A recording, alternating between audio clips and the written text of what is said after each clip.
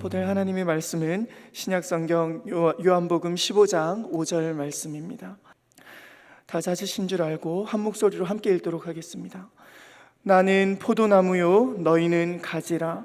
그가 내 안에 내가 그 안에 거하면 사람이 열매를 많이 맺나니 나를 떠나서는 너희가 아무것도 할 수 없음이라. 요즘 제가 안 보던 프로야구를 계속해서 보게 됩니다.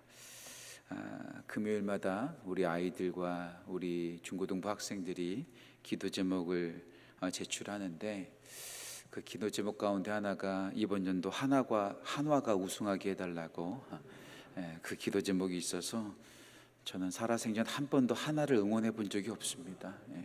저희 연고도 없고 저의 이모가 한 분 거기에 살고 계시고 또 우리 외할아버지가 마지막에 사셨던 곳이 대전이기 까닭에 그거 외에는 전혀 제가 충청도하고 연관이 없습니다. 또 충청도 계신 분들도 상처받지 마시고 한화를 한 번도 응원한 적이 없는데 요즘 계속해서 한화를 응원합니다.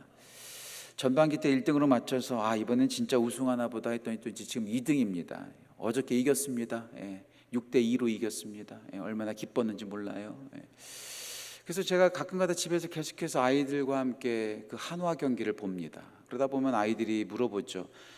저 선수는 얼마 받아? 저 선수는 얼마 받아? 이렇게 하는데 다 억대 연봉이더라고요. 그러면서 이런 생각을 한번 해보게 되었어요. 프로야구 선수가 된다는 거 진짜 영광스럽겠구나. 한번 알아봤더니 고등학교를 졸업하고 대학교를 졸업하는 학생들 가운데 6%만이 100명 중에 6명만이 프로 무대를 밟을 수 있답니다. 계속 경기 생활하는 것도 아니고 6%만이. 메이저리그는 더하죠. 미국의 메이저리그는 0.01%라고 하더라고요. 10,000명 중에 1명이라고 말할 수 있을까요? 엄청난 경쟁률 가운데 거기 들어가는 거죠. 거기 들어가기 위해서 얼마나 많이 훈련할까요? 얼마만큼 눈물을 흘릴까요? 얼마만큼 땀을 흘릴까요? 진짜 눈물을 흘리고 거기 들어가는 거죠.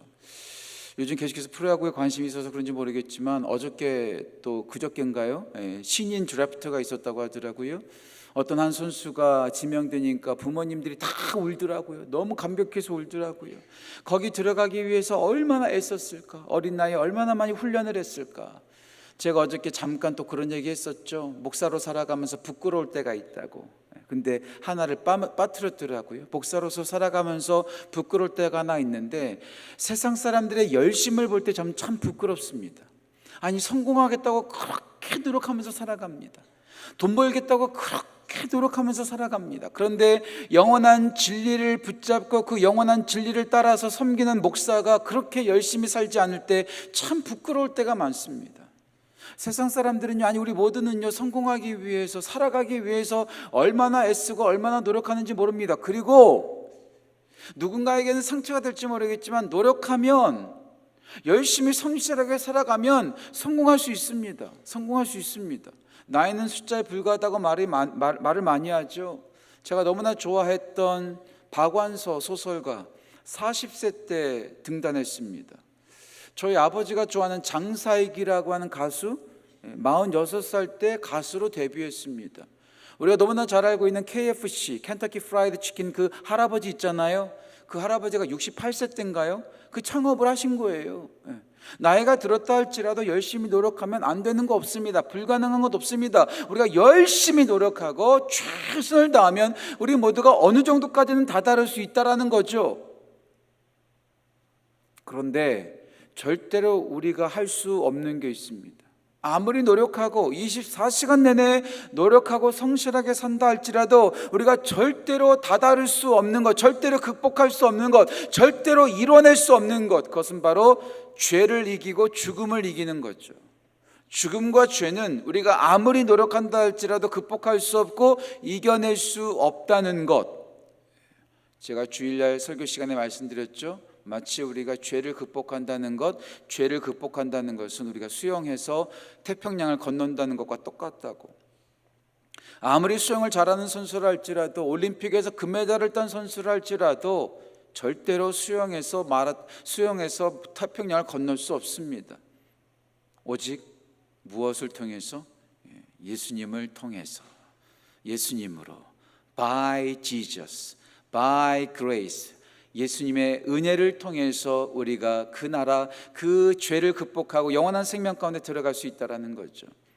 전도폭발 훈련을 할 때마다, 또 전도 훈련을 할 때마다 자주 쓰는 예화가 있죠. 제가 오늘 그림을 가지고 나왔는데 바로 이 그림이 있죠. 이 그림이죠. 원래 우리는 지금 죄 가운데 있습니다. 멸망 가운데 있습니다. 우리의 생명으로 갈 수 있는 것, 이 간격을 우리가 통과할 수 있는 것은 다른 거 하나도 없습니다. 예수 십자가를 통해서, 예수 그리스도의 은혜를 통해서, 예수님을 통해서만이 그 나라로 들어갈 수 있는 것, 나로 말미암지 않고는 아버지께로 올 자가 없느니라. 요한복음 14장 6절 말씀에 우리 예수님께서 분명히 말씀하셨습니다. 예수님이 우리의 다리가 되어주셔야 됩니다. 예수님께서 우리의 통로가 되어주셔야 됩니다. 예수님을 통해서만이, 예수님의 은혜를 통해서만이 우리가 그 나라, 그 영원한 생명 가운데 들어갈 수 있다는 거죠. 내 노력, 의지에서 성공할 수 있지만 오직 예수님 없이는 영원한 생명을 누릴 수 없다는 것, 오직 예수님을 통하여 예수님을 향해 나아가는 귀한 은혜가 우리 모든 성도들의 삶 가운데 넘치기를 주님의 이름으로 축복합니다. 그렇다면 우리가 예수님을 통하여 나아가기 위해서 우리 가운데 필요한 것은 무엇일까요? 오늘도 세 가지로 말씀을 나누고자 합니다. 첫 번째 기억해야 될 것, 인정해야 합니다. 인정해야 합니다. 무엇을 인정해야 될까요? 내가 할 수 없다는 것, 내가 아무리 노력하고 또 노력하고 성실하게 연구한다 할지라도 안 된다는 것, 나는 구제불능이라는 것을 인정해야 한다는 거죠. 오늘날 모든 세상이 다 슈퍼맨 신드롬에 빠져 있다고 해도 과언이 아닙니다. 모든 것을 다 할 수 있다고, 모든 것이 다 가능하다고, You can do it, you can do it, 너 할 수 있어, 너 할 수 있어, just do it, 지금 하면 돼, 하면 돼, 이렇게 말합니다. 예, 긍정적인 거 필요하죠. 열심히 노력해야 합니다. 저도 열심히 노력합니다. 하지만 안 된다는 것을 인정할 수 있어야 합니다. 왜 목사가 힘들까요? 지난주 제가 공릉에서 또 상계 일부에서 설교했던 것처럼 목사에게 바라는 게 너무나 많거든요. 목사는 모든 것을 다 할 수 있다고 생각합니다. 목사는 모든 것을 다 안다고 생각합니다. 그래서 목사님들에게 완벽한 것을 요구합니다. 목사님들에게 약점이 있거나 못한다라고 생각하면 공격하기 시작합니다. 실망하기 시작합니다. 진짜 그럴까요? 목사가 모든 것을 다 할 수 있을까요? 진짜 목사는 슈퍼맨처럼 모든 것을 다 가능케 할 수 있을까요? 저의 사무실에 들어오시면 저희 사무실의 문에 덕지덕지 붙어 있습니다. 여러 성도들의 기도 제목들이 붙어 있습니다. 제가 문을 지날 때마다 그 성도들의 기도 제목을 잊지 않으려고 제 문에다 덕지덕지 붙여놨어요.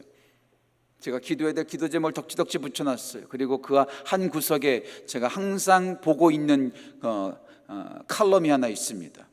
제목은 이겁니다. 목사가 할 수 없는 12가지. 목사가 할 수 없는 게 너무 많지만 그 중에서도 절대로 착각해서는 안 되는 거 12가지가 거기 저기 꼭 써져 있습니다. 가끔 봅니다. 그걸 계속 보면서 그래, 난 이거 못하지, 이거 못하지. 그 12가지를 다 소개할 수는 없고요. 8가지만 소개할게요. 8가지만. 목사가 할 수 없는 것, 사람들의 마음을 읽을 수 없는 것. 두 번째, 사람들의 마음을 바꿀 수 없는 것.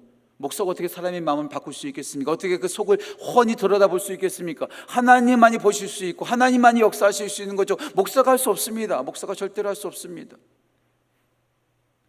세 번째로 할 수 없는 것, 어디든 있기. 어디든 가 있을 수 없어요. 목사의 몸뚱아리는 하나밖에 없습니다. 하나님처럼 무소부지하지 않습니다. 네 번째, 모든 것을 다 알기.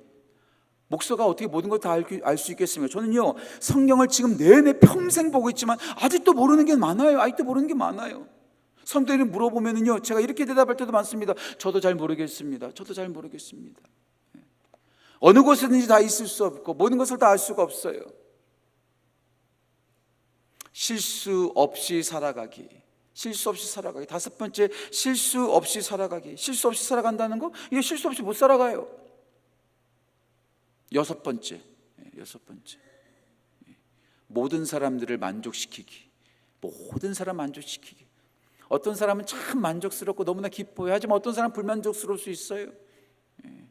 지금도 제가 늘 듣는 말이 있습니다. 목사님 말이 너무 빨라요. 모두 만족시키지 못해요. 만족시키지 못해요. 두 가지만 더 소개하죠. 죄 없이 살아가기. 목사도 죄인이거든요. 항상 겸손해야 되죠. 마지막 여덟 번째, 교회 부흥시키기. Growth Church. 교회를 어떻게 목사가 잘한다고 교회가 부흥하나요? 그럼 이 세상 부응하지 못할 목사가 어디 있습니까? 다 부응하죠. 하나님의 영역이라는 거죠. 하나님의 영역. 목사는요, 뭐든지 할 수 있다고 착각하면서 살아가는 것이 아니라 나는 할 수 없다, 할 수 없다. 진짜 사역의 치명적인 생각이 뭔지 아세요? 저 혼자 생각했어요. 저 혼자 결론 내렸어요. 가장 치명적인 생각, 나 아니면 안 돼. 나 아니면 안 돼. 혹시 우리 교회 성도님들 가운데도 이런 생각 갖고 사역하시는 분 계십니까? 이 교회, 꽃동산 교회, 나 아니면 안 돼. 내가 교육부 맡아야지, 내가 재정부 맡아야지, 내가 봉사부 맡아야지, 내가 부엌 맡아야지, 내가 찬양대 맡아야지, 나 아니면 안 돼. 착각하지 마세요. 나 없어도 우리 교회 잘 돌아가고요, 여러분들 없어도 하나님의 역사는 계속됩니다.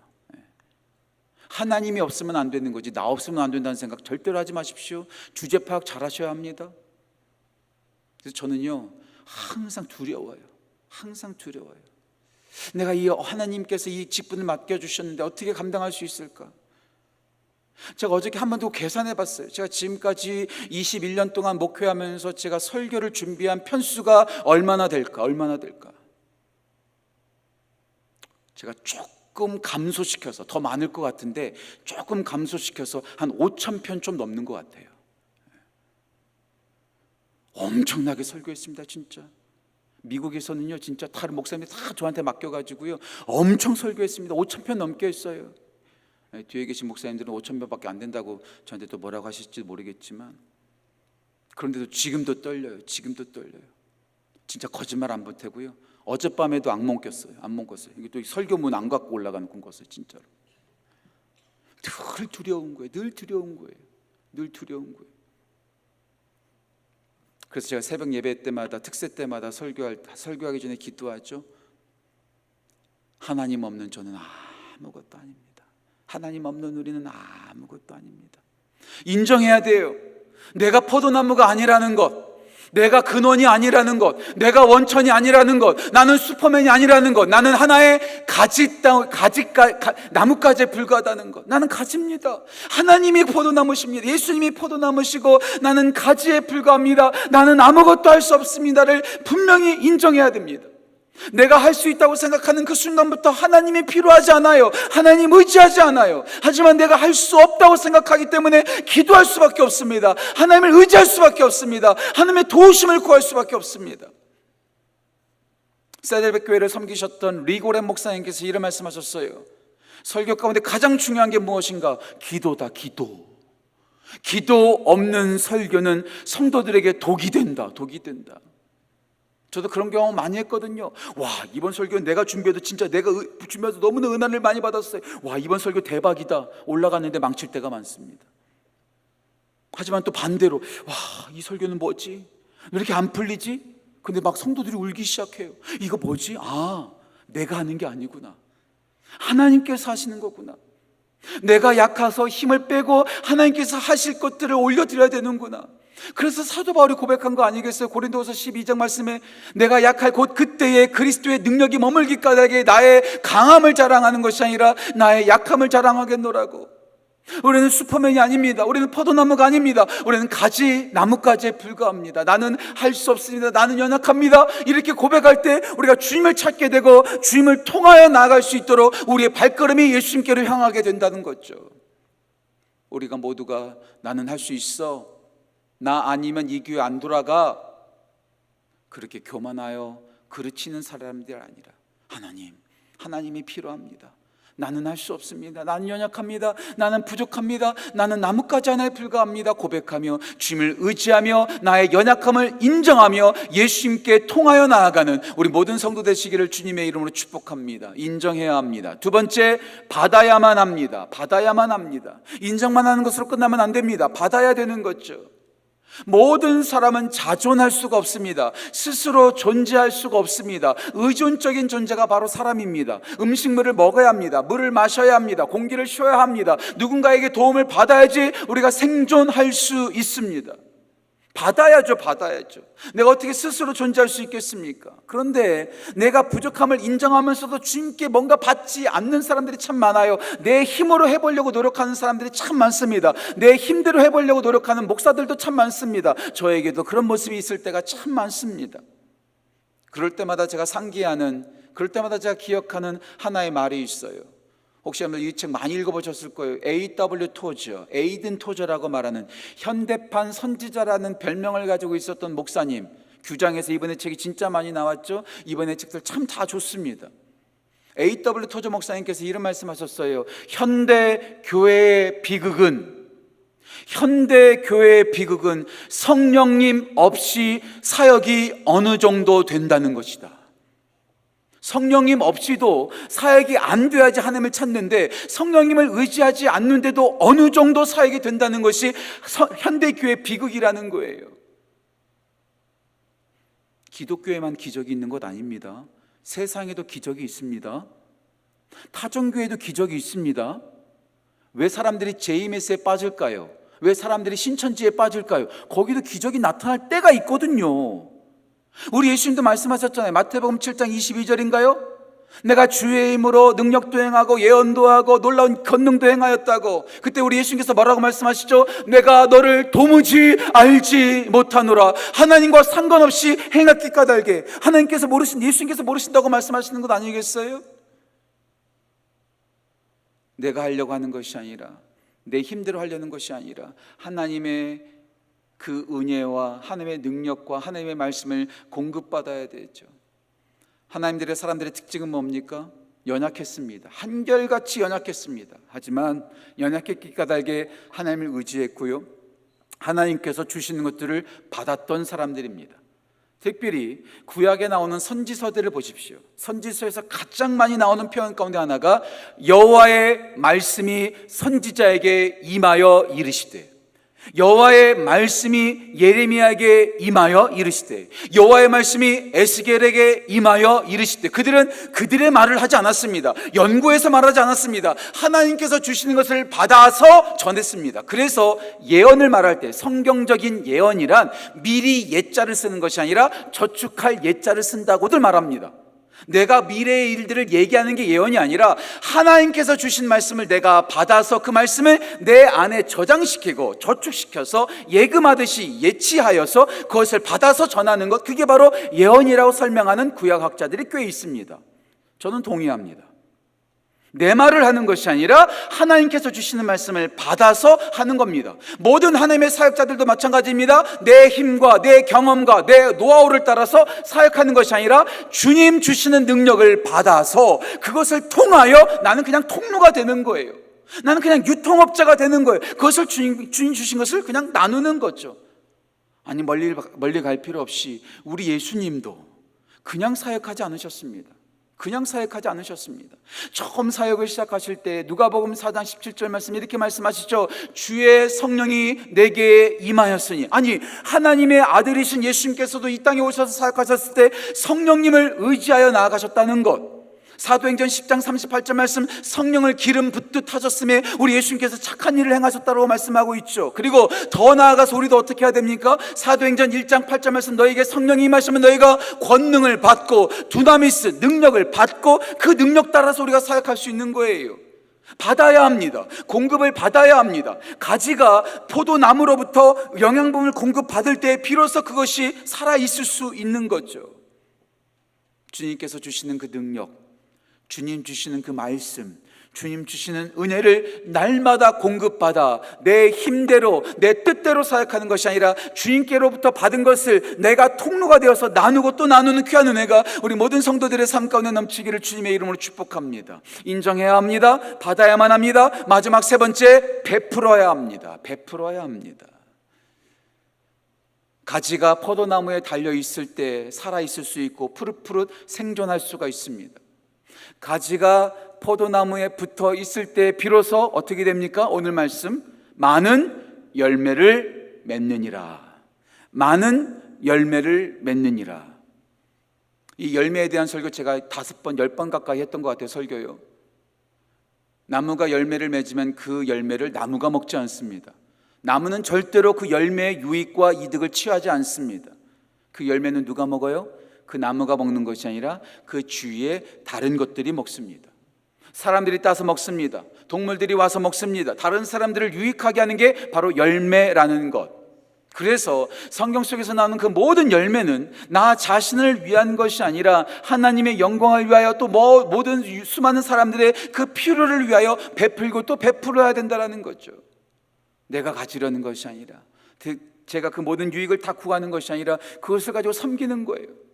성경 속에 나오는 모든 하나님의 사람들을 보십시오. 자기 자신을 위해서 사역하지 않았습니다. 모두가 다 하나님을 위하여 또 남을 위하여 사역했다는 것. 말씀을 준비하면서 사도행전 3장에 베드로와 요한이 생각났어요.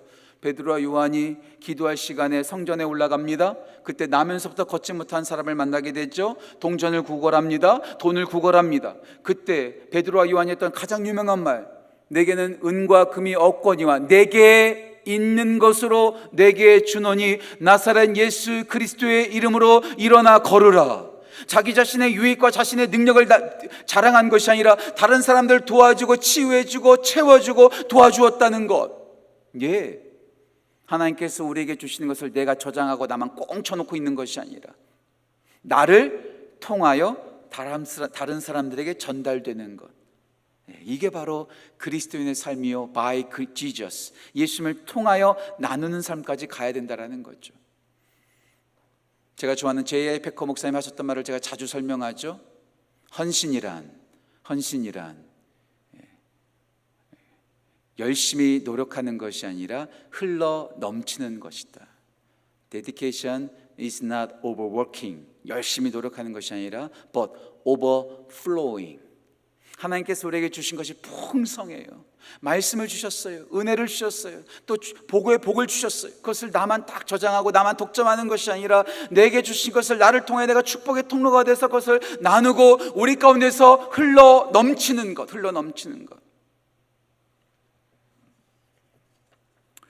최근에 제가 우리 교회를 계속해서 묵상하고 있거든요.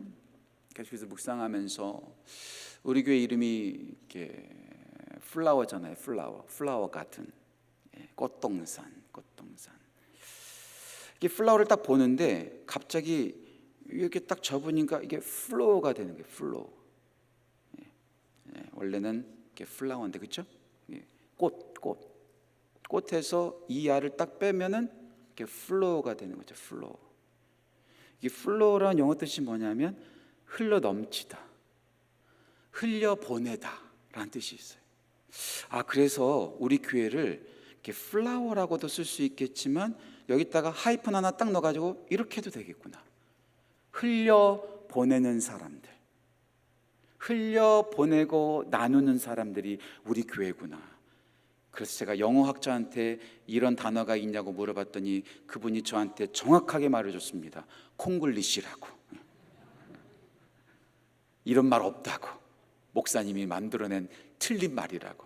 하지만 전 틀려도 우리 교회가 꽃으로만 끝나지 않고 흘려보내는 사람들, 우리에게 주신 그 복과 우리에게 주신 그 은혜를 나만 누리는 것이 아니라 그것을 그 아직 은혜가 없는 곳에 흘려보내는 사람들, 복음이 없는 곳에 복음을 흘려보내는 사람들, 복이 없는 곳에 그 복을 흘려보내는 사람들, 내게 주신 그 열매를 내가 얻어먹는 것이 아니라 내가 먹는 것이 아니라 그 열매를 먹지 못한 굶주린 사람들에게 나눠주고 또 나눠주는 사람들, 이게 바로 예수님의 통로가 되는 사람들이 아닐까요? 내가 할 수 있다고 인정하는 것이 아니라 내가 할 수 없음을 인정하고 주님의 그 주신 것들을 받아 누릴 뿐만 아니라 내가 받아서 나만 부자 되고 나만 행복해지는 것이 아니라 행복하지 않은 곳에 그것을 흘려보내는 예수님의 통로가 되는 우리 모두가 되기를 주님의 이름으로 축복합니다. 그리고 마지막 하나만 더 말씀드릴게요. 시간 너무 죄송해요. 하나만 더 말씀드릴게요. 그리고 이 모든 일을 한 후에 내가 한 것이 아니라 주님께서 하셨다고 고백할 수 있는 사람들, 나는 그저 통로에 불과했고 나는 그저 도구에 불과했는데 내가 한 것처럼 으스대는 경우가 참 많습니다. 전 그럴 때마다 항상 기억하는 말씀이 있습니다. 누가복음 17장 10절 말씀, 나는 시킨 것을 했을 뿐이니 나는 무익한 종입니다. 출처를 밝히는 거죠. 내가 받은 것을 그냥 나눴을 뿐이에요. 나는 그냥 통로에 불과한데 마치 내가 나눠준 것 마냥 내가 의식되고 내가 영광 받는다면 그것은 잘못된 거죠. 예수님이 없었다면, 예수님의 은혜가 없었다면 우리는 쓰임받을 수 없었잖아요. 그렇기 때문에 예수님을 인정하는 것, 그 영광을 가로채지 않고 나는 무익한 종입니다, 주님께서 하셨습니다 라고 하면서 겸손하게 역사의 무대 뒤로 숨을 수 있는 사람, 그런 사람이 우리 모두가 되기를 주님의 이름으로 축복합니다. 기도하겠습니다. 하나님 아버지, 감사합니다. 우리 모두가 예수님 없으면 살아갈 수 없는 존재입니다. 교만해지지 않게 하시고 나의 연약함을 인정하게 하시고 주님 주신 것을 받아서 독점하지 않고 그것을 흘려 보내는 우리 모두 될 수 있도록 인도하여 주옵소서. 이 모든 일을 다 한 후에 내가 영광 독점하는 것이 아니라 주님께서 하셨노라고 나는 무익한 종이라고 역사의 무대로 쓸쓸히 역사의 무대로 사라지는 우리가 될 수 있도록 주여 인도하여 주옵소서. 감사드리며 귀하신 예수님의 이름으로 기도합니다. 아멘.